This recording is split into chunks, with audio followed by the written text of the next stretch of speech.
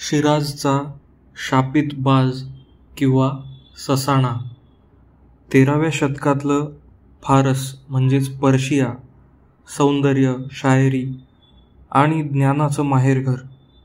त्या प्रदेशात शिराज नावाचं एक शहर होतं, जिथं सुलतान जलाल राज्य करत होता.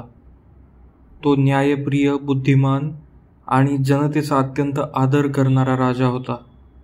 एक दिवस त्याच्या दरबारात एक अनोळखी फकीर आला. त्याच्या हातात एक भव्य बाज,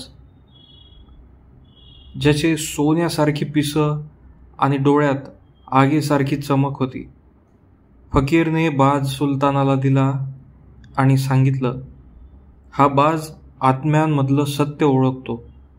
जर तुझ्या दरबारात अन्याय झाला तर तो शांत बसणार नाही. वर्ष सरत गेली. सुलतान वृद्ध होत गेला. बाज सदा त्याच्याजवळ होता. तो न शिकार करत न काही बोलत, फक्त सगळं बघत राहायचा. दरम्यान एक महत्वाकांक्षी वजीर हारून दरबारात प्रभाव वाढवत होता. तो हुशार होता पण कपटी. त्याने सुलतानाच्या विश्वासू मंत्र्यांविरुद्ध बनावट आरोप लावून त्यांना दूर केलं. सुलतान वृद्ध झाल्यामुळं त्याला सत्य खोट्याची समज कमी झाली होती. दरवेळी सत्य बोलणाऱ्याला अन्यायाने बाहेर फेकलं जायचं. तेव्हा बाज रात्री एक भयावह किंचाळी द्यायचा आणि अन्नाला हात लावायचा नाही. महालात कुजबूज सुरू झाली. हा बाज सामान्य नाही, काहीतरी अदृश्य शक्ती या मागे आहे. महालात एक तरुण ग्रंथपाल होती, लैला. ती शांत स्वभावाची पण अभ्यासू.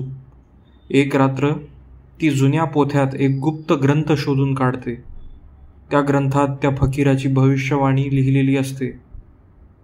बाज जेव्हा 3 वेळा किंचाळेल तेव्हा सत्य मरलेलं असेल आणि 3ऱ्या किंचाळीनंतर एक राज्य नष्ट होईल.